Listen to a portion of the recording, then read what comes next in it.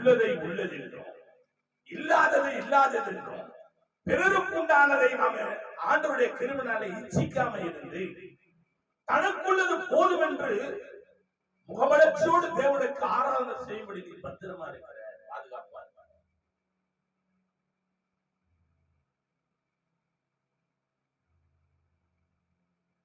நான் கடவாங்கி கட்டுரை கிருபையினால கறி சோறு தான் சாப்பிடணும்னா நிச்சயமா நீ சோதனை ஆகப்பட்டவ, அதெல்லாம் மாற்றம் கிடையாது. இருக்கிறதுல பருப்பு சோறோ கீரை சோறோ ஏதோ முட்டை 2 முட்டை வச்சு சாப்பிட்டா நிம்மதியா இருக்குன்னா நீ பத்திரமா இருப்ப. ஐயா எல்லாம் நமக்கு இருக்குது கடவுளுடைய கிருபையினால. கடவுள் ஞானம் கொடுத்துக்கிறாரு. எனக்கு கத்தருக்கு இன்னைக்கு போய் ஒரு வாடகை எடுக்கணும்னா கூட 20,000 ரூபாய் கொடுத்துட்டு வாடகை எடுத்து கத்தர் எனக்கு இருக்குது. ஆனா எனக்கு முடியாது. நான் சோதனை போய் அகப்பட விரும்பல. போதும். அப்போ